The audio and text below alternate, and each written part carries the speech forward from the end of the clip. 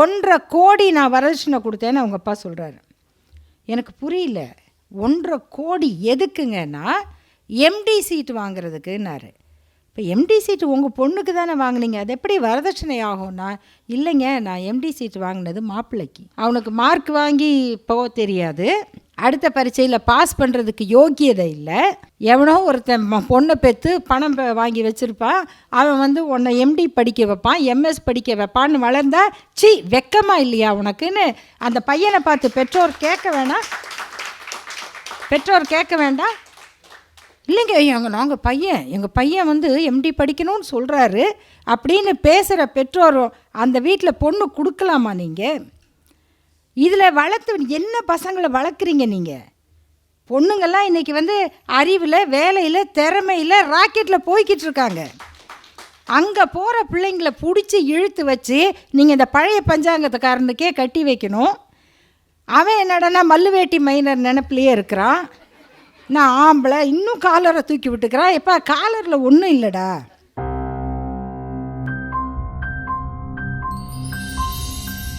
வருகை தந்திருக்கக்கூடிய தோழர்கள் அனைவருக்கும் என்னுடைய அன்பான வணக்கத்தை தெரிவித்துக் கொள்கின்றேன். ஒரு சின்ன தேநீர் கோப்பைக்குள் ஒரு புயல் எழுந்தது என்று ஒரு சொற்றொடர் ஆங்கிலத்தில் உண்டு. Storm in a cup of tea அப்படின்னு. ஒரு டீ கப்புக்குள்ளே ஒரு புயல் காற்று அடித்தா எப்படி இருக்கும் என்பதை போல ஒரு குறுகிய நேரத்திற்குள் இங்கு இத்தனை பேச்சாளர்கள் ஒவ்வொரு கோணத்தில் இருந்து மிக ஆழமான கருத்துக்களை பேசக்கூடிய ஒரு கருத்தரங்கம் அநேகமாக இதுவாகத்தான் இருக்கும் என்று நான் நினைக்கிறேன். ஒரு சொல்லும் ஒரு கருத்தும் கூட நம்முடைய கவனத்தை விட்டு சிதறக்கூடாத அளவிற்கு ஒவ்வொன்றும் சிந்திக்கத்தக்கதாக அமைந்த இந்த நிகழ்வில் நேரம் நமக்கு குறைவு தான், பிரச்சனைகள் பெரிது. நாம் இதனுடைய ஒவ்வொரு பரிமாணங்களையும் பார்த்து கொண்டிருக்கிறோம். இன்றைக்கி முக்கியமாக நம்முடைய பெண்களை, ஆண்களை பெற்றவர்கள் கேட்க வேண்டிய, சிந்திக்க வேண்டிய கருத்து இது. இளைஞர்கள், இளம் பெண்கள் அவர்கள் சிந்திக்க வேண்டியதற்கான பார்வைகளும் இங்கு பேசப்பட்டிருக்கின்றன. ஆனால் அவர்களுடைய எண்ணங்களை உருவாக்க, வடிவமைக்கக்கூடிய இடத்தில் இருக்கும் பெற்றோர்களுக்கு மிக மிக அவசியமான பிரச்சனைகளை நாம் இங்கே பேசிக்கொண்டிருக்கிறோம். இதை பேசுவதற்கு முன்னால் இந்த தலைப்பை பார்த்தவுடனே நமக்கு நினைவு வந்திருக்கும் அந்த சின்ன பெண், அந்த ரித்தன்யாவுடைய குரல் ஒலித்த அந்த ஒரு 6 நிமிட பதிவு. கண்டிப்பாக அது எல்லாருடைய மனதையும் உருக்குவதாக தான் இருக்கிறது. அதில் அவர்கள் கேட்கிற அந்த கேள்விகளை நம்முடைய மனநல ஆற்றுப்படுத்தினர் வில்லவன் அவர்கள் அதில் நாம் தவற விடுகிற அந்த சில இடங்களை எடுத்து காட்டினார். அந்த இடங்கள்லேருந்து தான் நம்முடைய கேள்விகள் தொடங்க வேண்டும். ஆனால் நம்முடைய சமூகத்தினுடைய பழக்கப்பட்டு போன ஸ்டீரியோடைப்பிக் மனநிலை என்ன சொல்லுதுன்னா, அந்த மாமியாருக்கு எத்தனை ஆண்டு தண்டனை கொடுக்கணும், அந்த மாமனாரை எப்படியெல்லாம் கொடுமைப்படுத்தணும், அந்த பையனை எப்படியெல்லாம் நம்ம கோபத்தை வெளிப்படுத்துகிற அளவுக்கு தண்டனையை கொடுக்கணும், இதெல்லாம் தேவைதான். நான் இதெல்லாம் இல்லைன்னு சொல்ல மாட்டேன். இந்த தண்டனைகள் என்பவை அடுத்து இந்த குற்றங்கள் நடக்காமல் இருப்பதற்கான ஒரு எச்சரிக்கையாக இருக்க வேண்டும். அந்த பாதிப்புக்கு ஆளான மனிதர்களுக்கு ஏதோ தங்களுக்கு ஒரு நீதி வழங்கப்பட்டது என்று அவர்கள் மனதை ஆற்றுப்படுத்துவதாக இருக்க வேண்டும். அதற்கு மாற்றாக வெறி கொள்ள வைப்பதாக இருக்கக்கூடாது. அதுதான் ஒரு நீதி வழங்குவது என்பதற்கான அடையாளம். அப்படிப்பட்ட ஒரு நீதியை நாம் இந்த ஒரு வழக்கில் மட்டுமல்ல, பல வழக்குகளில் யாருக்கும் நாம் வழங்கவில்லை. நம்முடைய மனங்கள் அவற்றை பற்றி நினைக்கவே இல்லை. அவர் சொன்னது போல் இந்த கேஸ் முடிஞ்சு போச்சு. மணியம்மை அவர்கள் குறிப்பிட்ட அந்த ஒரு பெண் சொன்ன அந்த கருத்து, நீங்கள் வழக்கறிஞர்களாக இருக்கிறவர்கள் இத்தகைய வழக்குகளை நடத்துகிறவர்களிடம் அப்படிப்பட்ட பல எடுத்துக்காட்டுகளை நீங்கள் பார்க்க முடியும். 1990ஆம் ஆண்டு ஒரு ஜீவனாம்ச வழக்குக்காக வந்த ஒரு பெண், அந்த பெண்ணுக்கு உலகமே தெரியாது. அப்பா வீட்டில் வளர்ந்தது, 17-18 வயதில் அந்த பெண்ணுக்கு திருமணம் நடந்தது. திருமணம் நடந்த மறுநாள்லேருந்து அதற்கு கிடைத்தது அடி உதை தான். எதற்கு அடி, எதுக்கு தான் காரணம் இல்லை. நம்ம பெற்றவர்கள் பெரியவர்கள்லாம் என்ன கேட்பாங்க, நீ என்ன பண்ண? ஏன்னா அவர் ஹெட் மாஸ்டர், அதனால் பையன் தப்பு பண்ணால் அவர் அடிப்பார். இப்படி ஒரு கணவனுக்கு நம்ம ஒரு ரோல் கொடுத்துருக்குறோம். ஒரு போலீஸ் லத்தி அவங்க சொன்னாங்கல்ல, அப்படி ஒரு லத்தி எல்லா கணவன்கிறவருக்கும் கொடுக்கப்பட்டிருக்கு. பழைய கிறிஸ்தவ திருமணங்களில் நடக்கக்கூடிய ஒரு சடங்கு இது ஆங்கிலேயர்கள் காலத்தில் இருந்து அந்த கிறிஸ்தவ மத சடங்குகளில் ஒன்று. இப்போ அதை பின்பற்றுறாங்களான்னு எனக்கு தெரியாது. திருமணம் முடிந்த பிறகு அந்த கையெல்லாம் எடுத்து கொடுத்து, நீங்கள் கடவுள் உங்களை இணைத்து வைத்திருக்கிறார், மனிதர்கள் பிரிக்காதிருப்பார்களாக. அதனால தான் கிறிஸ்தவ திருமணங்களில் மியூச்சுவல் டிவர்ஸே கிடையாது. ரொம்ப காலம் 2000 ஆண்டுக்கு பிறகு தான் அதற்கான சட்ட திருத்தமே வந்தது. அந்த மாதிரி திருமணத்தில் ஒரு சின்ன பரிசு அந்த பெண்ணுடைய தந்தை மணமகனுக்கு கொடுப்பார். மோதிரம் இல்லை, வேறு ஏதோ இல்லை, ஒரு சின்ன பேழையில் ஒரு சின்ன சவுக்கு, ஒரு சின்ன சாட்டை இருக்கும். அது வெள்ளியால் இந்த மாதிரி அவங்க பணத்துக்கு ஏற்றார் போல் ஒரு சாட்டை சின்னதாக, அதை ஒரு பெட்டியில் வச்சு கொடுப்பார். அது என்னென்னா, இது வரைக்கும் இந்த பொண்ணை நான் கட்டுப்படுத்தி வச்சுருந்தேன், இனிமேல் அதை கட்டுப்படுத்துகிற உரிமையை உங்களுக்கு கொடுக்குறேன் அப்படின்னு. அது மாதிரி ஒரு பெண் எப்படி ஒரு அடங்காப்பிடாரியாக இருக்கிறா, ஏன்னா அவள் எதிர்த்து பேசுவாள். அந்த பெண்ணை எப்படி ஒருவர் அடக்குகிறார், அதுவும் திருமணம் செய்து, அப்படிங்கிறது தமிழில் மட்டுமல்ல, ஹிந்தி படங்களில் மட்டுமல்ல, ஆங்கிலத்திலையும் அந்த கலாச்சாரம் ஆங்கில நாட்டில் இருந்தது. மிகப்பெரிய இலக்கியவாதியான ஷேக்ஸ்பியர் அவர்கள் ஒரு நாடகம் எழுதினார். அந்த நாடகத்திற்கு பெயர் டேமிங் ஆஃப் த ஷ்ரூ. அதுதான் தமிழில் அறிவாளின்னு ஒரு திரைப்படமாக வந்தது. அதில் நடிகர் திலகம் சிவாஜி கணேசன் அவர்களும் தசாவதானி பானுமதி அம்மாவும் நடித்தாங்க.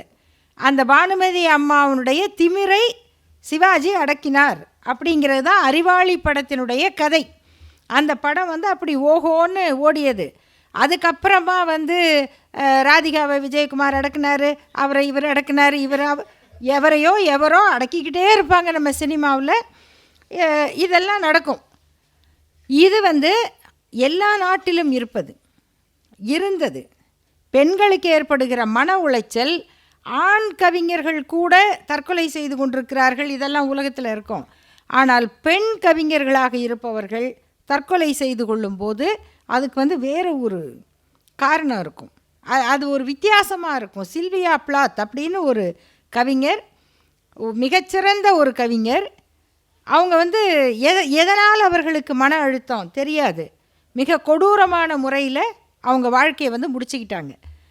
இந்த மாதிரி நடப்பதற்கு அந்த பெண்ணுக்கு என்ன காரணம் அப்படிங்கிறத அங்கு பார்க்குற உளவியல் சிக்கல் வேறு, இங்கே பார்க்குற உளவியல் சிக்கல் வேறு. அது ரெண்டுக்கும் வேறுபாடு இருக்குது. அதை முதல்ல நம்ம புரிஞ்சுக்கணும். இது அங்கே நடக்கலையா, இது இங்கே நடக்கலையா அப்படின்னா, அங்கே நடக்கிறதுக்கு என்ன காரணமோ அதை அங்கே பேசணும், இங்கே நடக்கிறதுக்கு என்ன காரணமோ அதை இங்கே பேசணும். இந்தியாவில் எல்லா மதத்தினர் மீதும் இந்து மத சனாதனத்தினுடைய தாக்கம் இருக்குது. அது இஸ்லாமாக இருந்தாலும் சரி, கிறிஸ்தவராக இருந்தாலும் சரி, ஒரு பெண்ணை எப்படி நடத்தணும் அப்படிங்கிறத பொறுத்து எல்லாருடைய மனதிலும் இந்து மத சனாதனத்தின் தாக்கம் இருக்குது. இது எந்த அளவுக்கு இருக்குன்னா, ஒரு 2 ஆண்டுகளுக்கு முன்னால் கர்நாடக உயர்நீதிமன்றத்தில் ஒரு இஸ்லாமிய பெண்ணுடைய ஜீவனாம்ச வழக்கு வருது. வழக்கு போட்டது யார்? இஸ்லாமிய பெண்.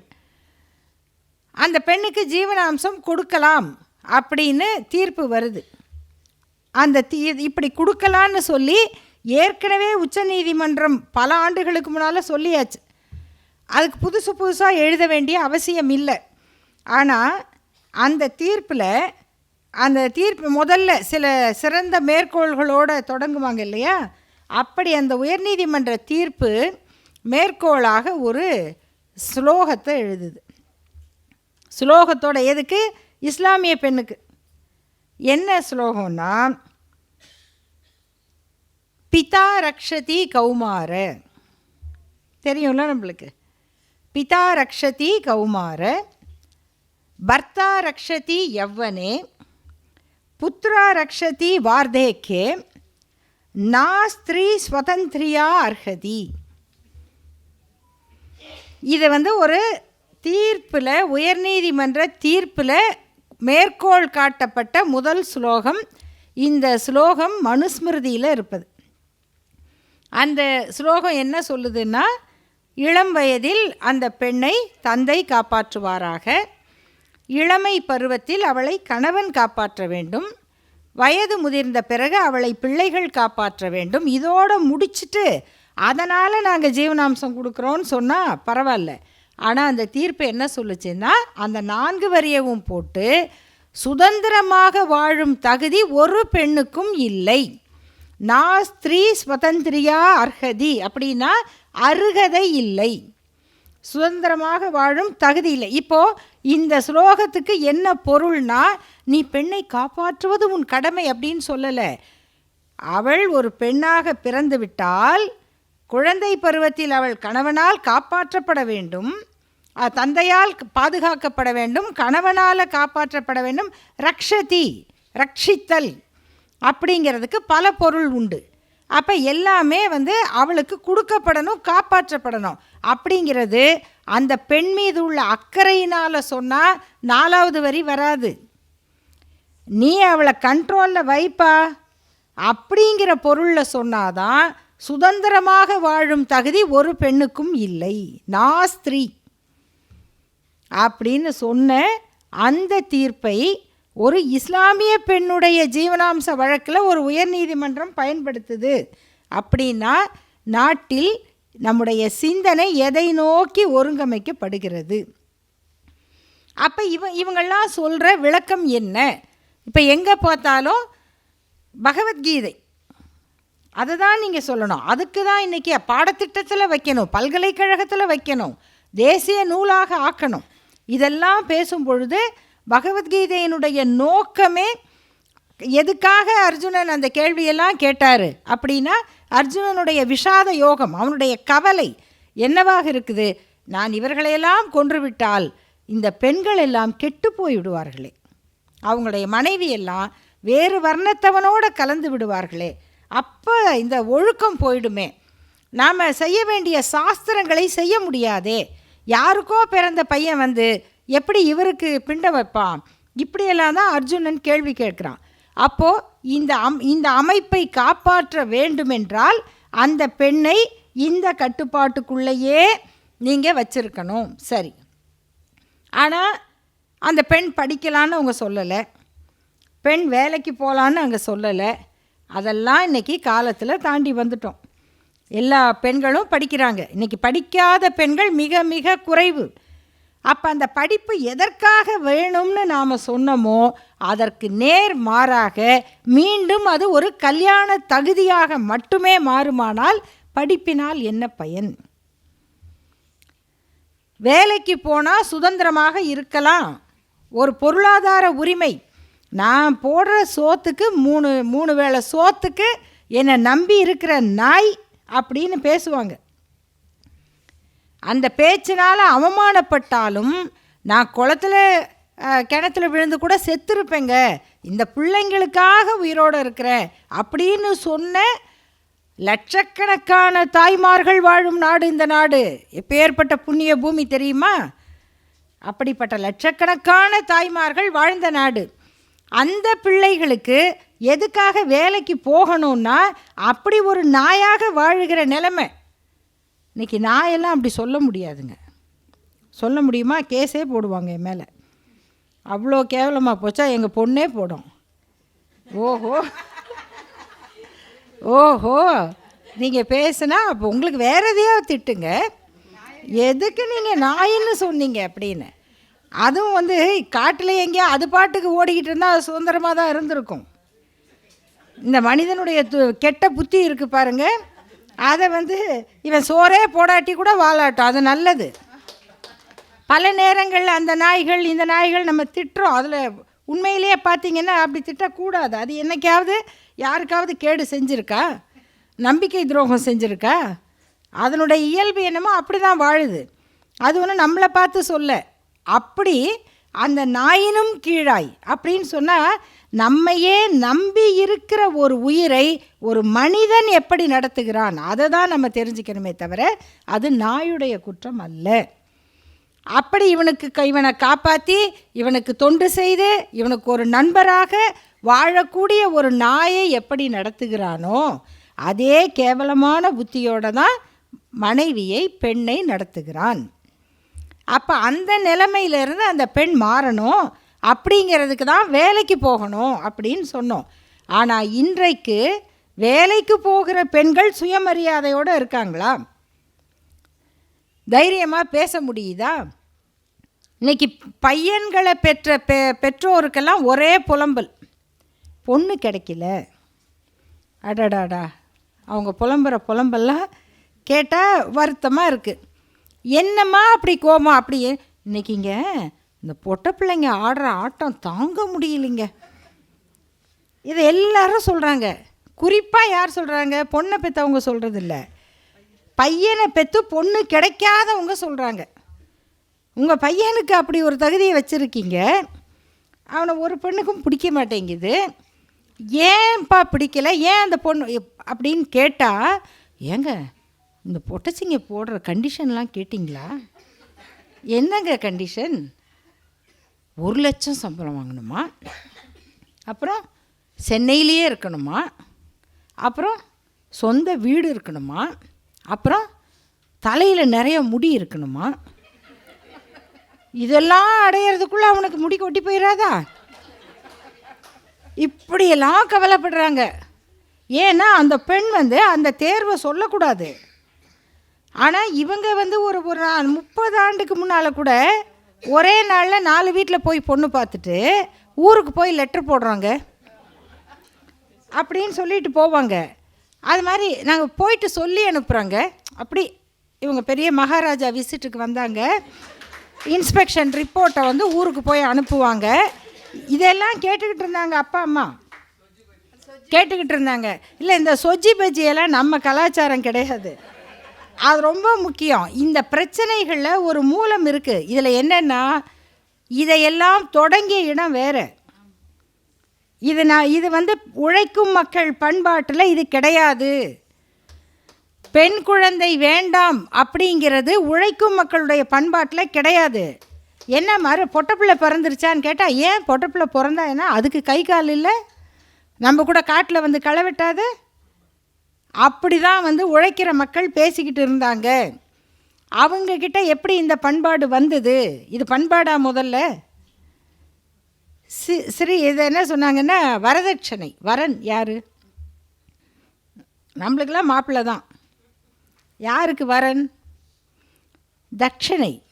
இது ரெண்டையும் சேர்த்தாலே இது எங்கேருந்து வந்துச்சுன்னு நமக்கு தெரியும். அப்போ இது பார்ப்பன குடும்பங்களில் தான் நடந்தது. அவங்களுக்கு ரொம்ப அந்த துன்பங்கள்லாம் இருந்திருக்கு. ஆனால் பார்த்திங்கன்னா, இந்த கால மாற்றங்கிறத விட சுயமரியாதை இயக்கம் உருவாக்கிய மாற்றத்தை அவங்க தான் சரியாக பயன்படுத்தி கொண்டார்கள். நான் அதை குறையாக சொல்லலை.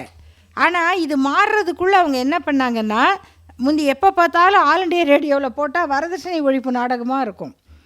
அதை கேட்டு எல்லோரும் தெரிஞ்சுக்கிட்டாங்க. ஓ, இப்படி ஒன்று இருக்கா, அப்போ மாப்பிள்ளைன்னா தட்சணை கேட்கலாமா? அப்படி இல்லை. அது வரைக்கும் மற்ற பார்ப்பனர் அல்லாத குடும்பங்களில் பையன் வீட்டில் தான் கல்யாணம் பண்ணுவாங்க.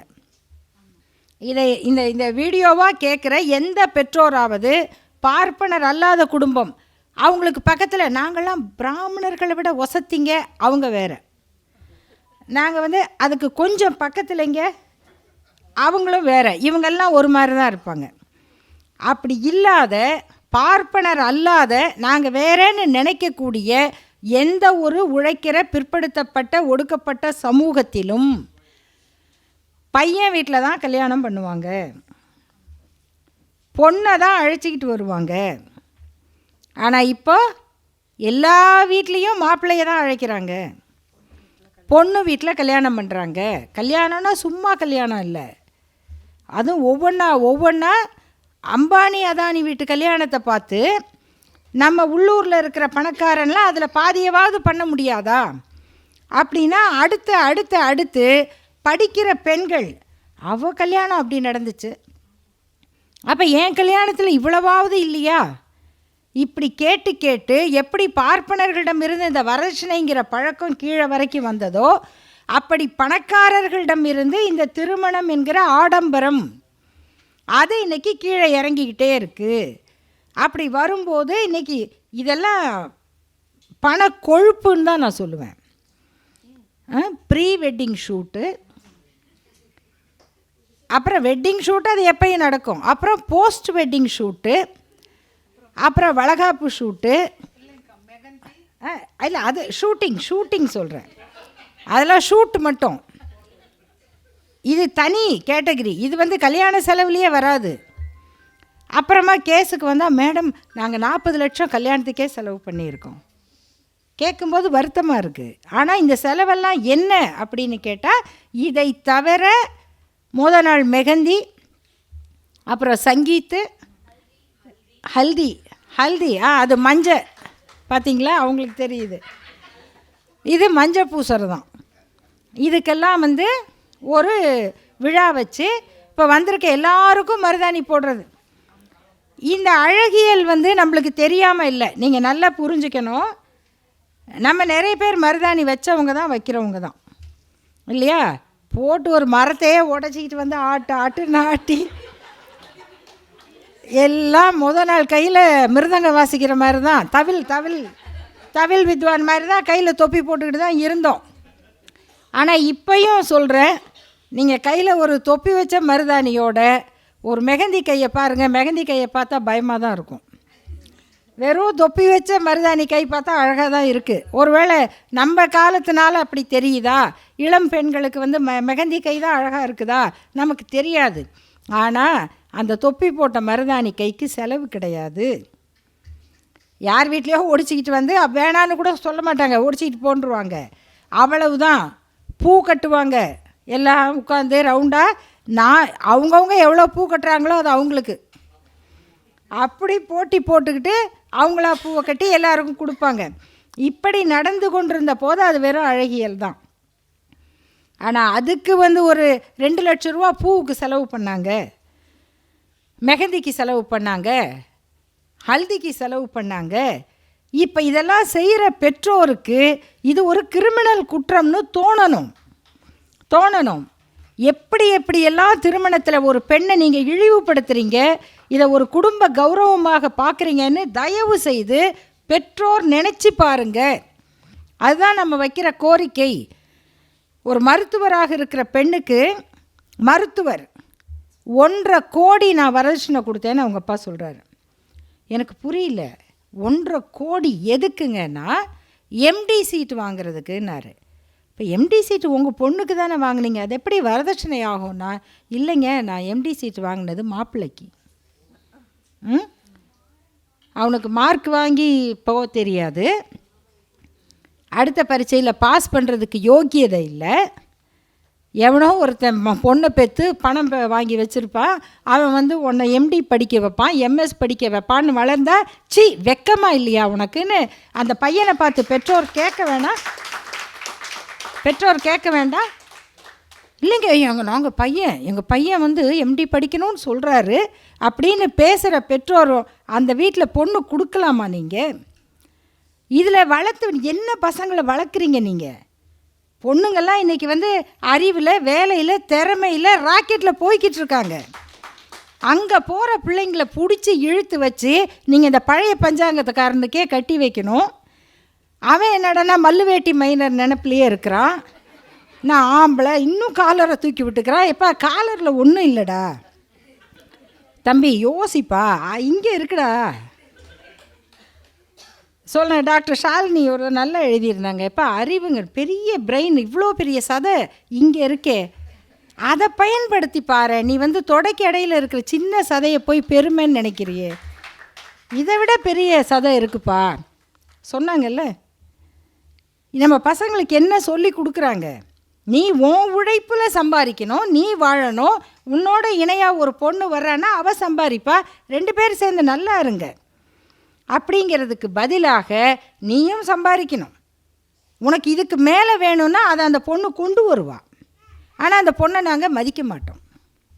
இப்படி ஒரு கலாச்சாரத்தை அது மதத்தின் பேரால், ஜாதியின் பேரால் வளர்க்குறாங்க. அதுக்கு பெண்ணை பெற்றவர்களும் பங்களிப்பது என்பது எவ்வளவு பெரிய தவறு. இதுக்கு பெண்கள் பலியாவது எவ்வளவு பெரிய குற்றம். இதை நம்ம செஞ்சுக்கிட்டே இருந்தோன்னா என்னைக்கு இது நிற்கும்? இந்த கருத்தரங்கத்தை போடும்போது அது ரிதன்யா, இன்னைக்கு பேச வரும்போது தங்கப்பிரியாவா, அந்த பொண்ணு அவர் தான் போலீஸ்காரரு, அவர் சொல்கிறாரா, அவங்க அம்மாவும் தங்கச்சியும் சிரிக்கிறாங்களாம். இது ஆடியோவில் இருக்குது, சொல்லி கொடுக்குறாங்க. இது என்ன? அப்போ பெண்களும் என்னவாக ஆகிறாங்க? இந்த நிலைமையில் இந்த பெண்ணுடைய மனநிலைங்கிறது சமூகத்தினுடைய ஒரு கூறு தானே, சமூகத்தினுடைய கூறு தானே. அப்போ அந்த பெண்ணுக்கு நம்ம சொல்ல வேண்டியிருக்கு, அவங்க எப்படி நடந்துக்கணும், என்ன புரிஞ்சிக்கணும். அது ஒரு ஆண் எப்படி நினைக்கிறாரோ அதே தான் அந்த பெண்ணும் நினைக்கிறாங்க. அப்படிங்கும்போது அவங்களுக்கு நாம் எவ்வளவு சொல்ல வேண்டி இருக்குது. இங்கே மேரிட்டல் ரேப் பற்றி தோழர் சொன்னாங்க.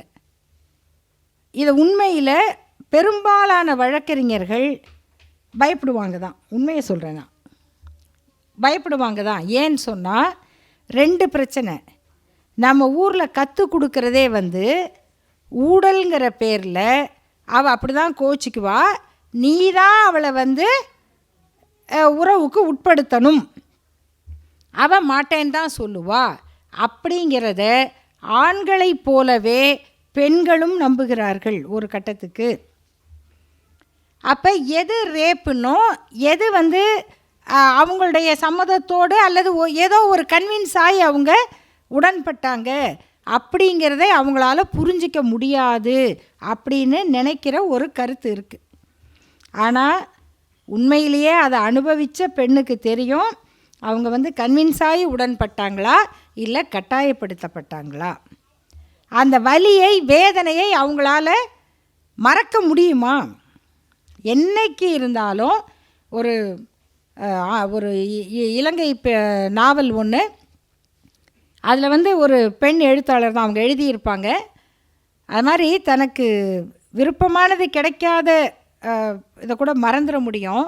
ஆனால் தான் விரும்பாமல் தன் மீது நடந்த ஒரு ஆதிக்கத்தை, தன் உடல் மீது நடந்த ஒரு உரசலை ஒரு பெண்ணால் சாகிற வரைக்கும் மறக்க முடியாது.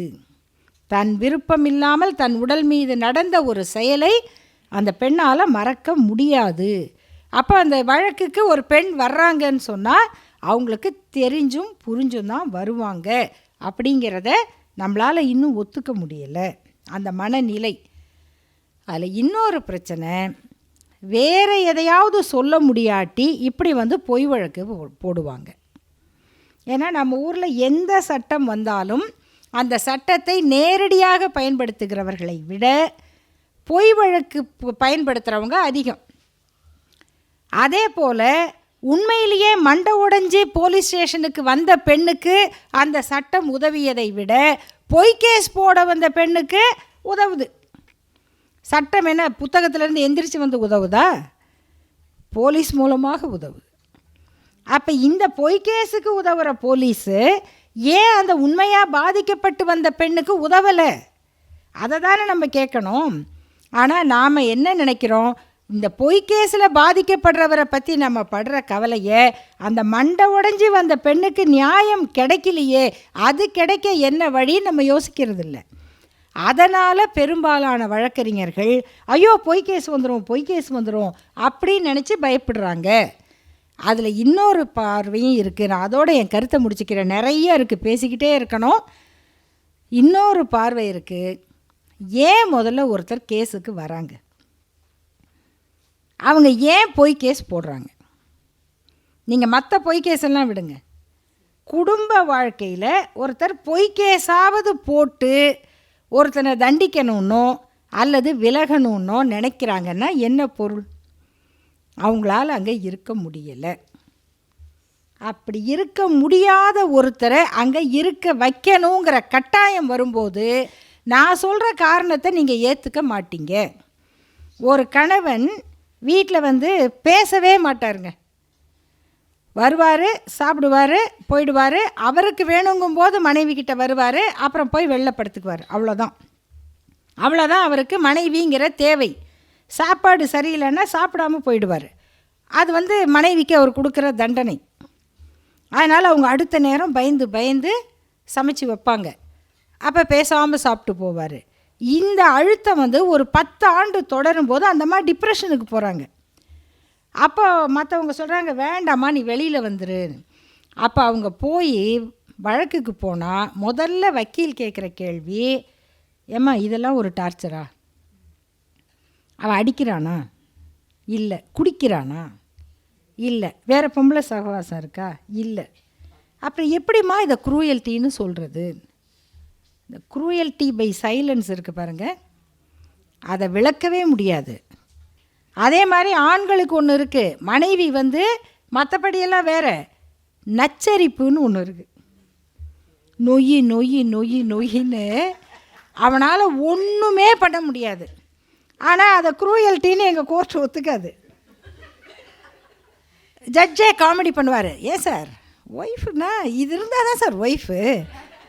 இதை சொல்கிற எல்லாருமே ஒரு ஆண் நீதிபதியோ பெண் நீதிபதியோ என்ன நினைக்கிறாங்கன்னா, அவங்க வாழ்க்கையிலையும் சில பிரச்சனைகள் இருக்கும், ஆனால் அது வந்து ஓரளவுக்கு சமாளிக்கக்கூடியதாக இருக்குது. அவங்க அதை தான் அவங்களுக்கும் நினைக்கிறாங்க. இது நாங்களாம் சமாளிக்கலையா? எங்கள் மனைவி மட்டும் இப்படி பேச மாட்டாங்களா?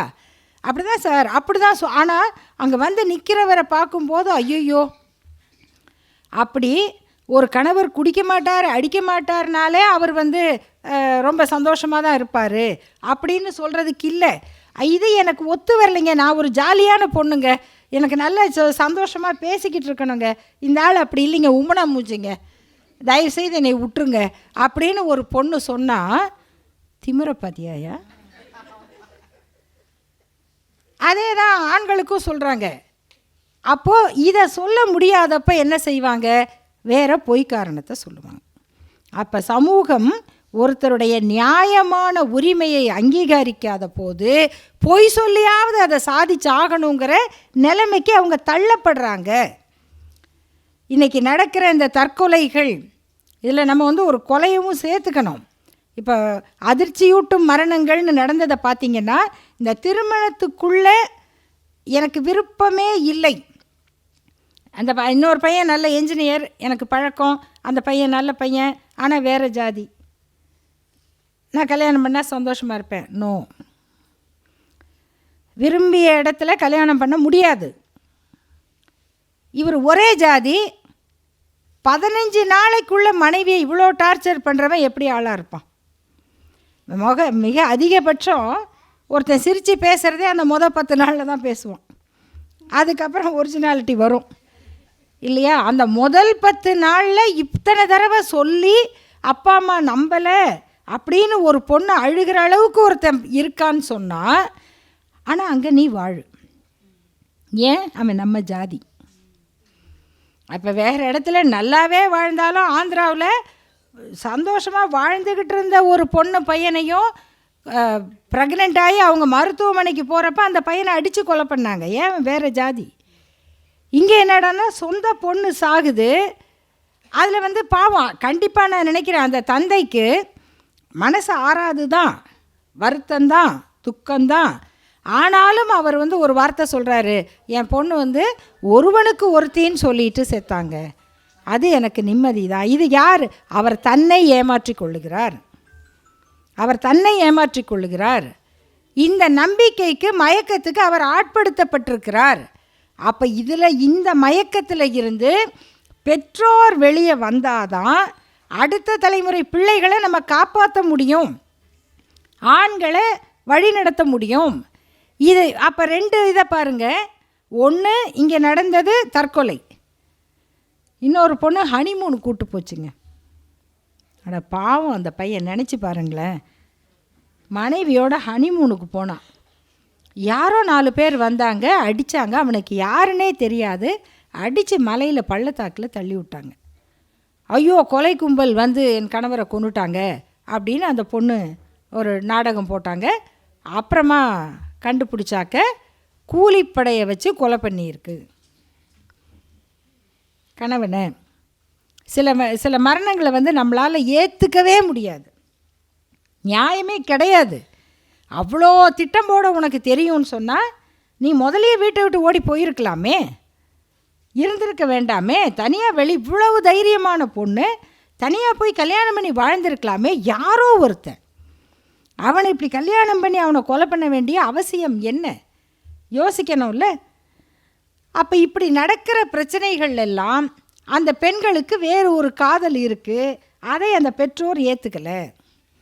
அப்போ என்ன பண்ணுறீங்க? பெண்களை, வளர்கிற பெண்களை, இவ்வளோ அறிவு வந்துருச்சு, படிப்பு, உலகம் எல்லாம் தெரிஞ்ச பெண்களை ஒன்று அவர்களுடைய உரிமையை மறுத்து அவங்கள கொலகாரிங்களாக்குறாங்க, இல்லைன்னா தற்கொலை பண்ணிக்க வைக்கிறாங்க.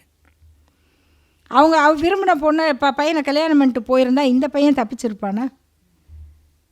இந்த பொண்ணு வந்து சொன்ன அன்னைக்கு புரிஞ்சிட்டு, சரிம்மா கொஞ்ச நாள் வீட்டில் இரு, அதுக்கப்புறம் யோசி, ஒரு 4 பேர்கிட்ட ஆலோசனை எடுங்க அப்படின்னு சொல்லியிருந்தா இந்த பொண்ணு உயிரோடு இருந்திருக்குமா?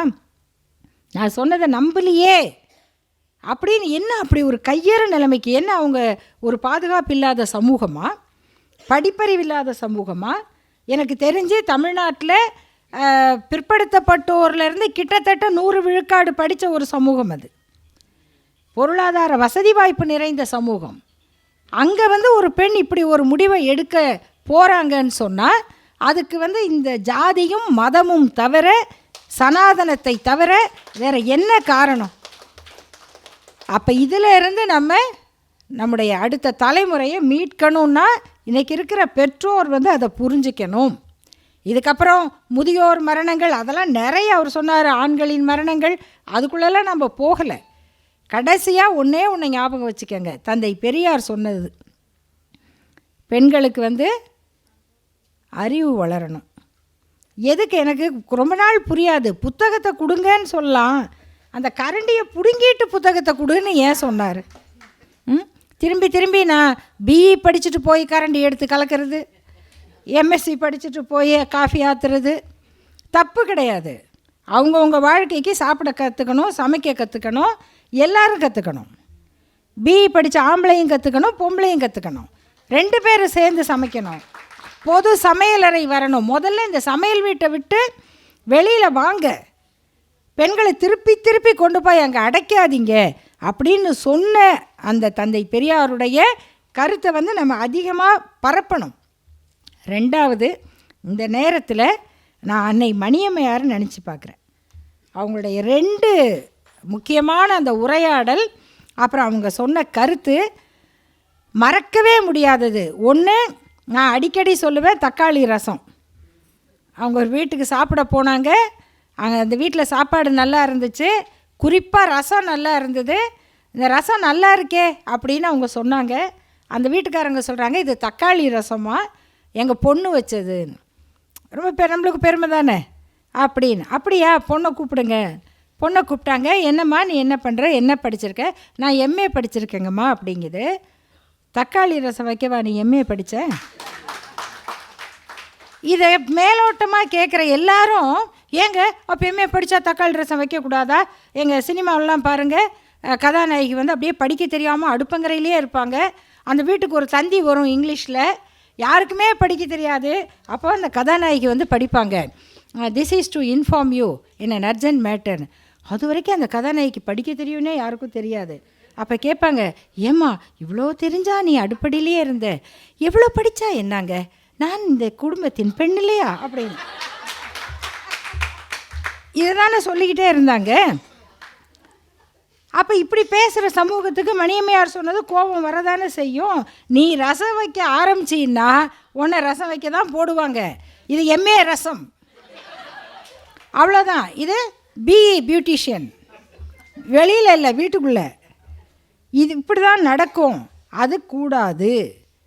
2வது, படித்த பெண்கள் வேலைக்கு போகாமல் கல்யாணம் செய்து கொள்வது மிகப்பெரிய குற்றம்னு சொன்னாங்க. வேலைக்கு போகாமல் கல்யாணம் பண்ணுறது, பெற்றோர் அப்படி சொன்னால் படித்த பெண்கள் ஒத்துக்கொள்ளக்கூடாது. நீங்கள் வீட்டை விட்டு போய் வேலைக்கு போகிறேன்னு வீட்டை விட்டு போயிடுங்க, கல்யாணம் பண்ணிக்காதீங்கன்னாங்க.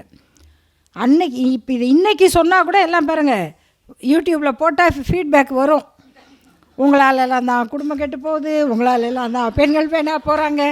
இன்றைக்கி சொல்கிறதுக்கே இவ்வளோ அறிவாளிங்க இருக்காங்களே, ஒரு நூற்றாண்டுக்கு முன்னால் அவங்க சொல்கிறாங்க இது மாதிரி 4 பெண்களாவது இப்படி கல்யாணம் பண்ண மாட்டேன்னு ஓடினா தான் பெற்றவங்களுக்கு புத்தி வரும்ன்றாங்க. இப்போ அது காலத்துக்கு முந்தைய கருத்து. இந்த ஒவ்வொரு வீட்டில் இருக்கிற பெண்ணும் அந்த தாயும் மணியம்மையாராக இருக்கணும். என் பொண்ணு படிச்சிருக்கா, வேலைக்கு போவான், அவள் சம்பாதிப்பா, இந்த வேலையெல்லாம் வச்சுக்காதீங்கன்னு சொல்கிற தைரியம் பெண்ணை பெற்ற ஒவ்வொரு தாய்க்கும் இருக்கணும், வரணும், அந்த பெண்ணுக்கும் வரணும். இதெல்லாம் தான் தீர்வை நோக்கிய சில படிகள். அப்புறம் இன்னும் நிறைய இருக்குது. வாய்ப்பு இருந்தால் இன்னொரு கூட்டத்தில் பேசுவோம். நன்றி, வணக்கம்.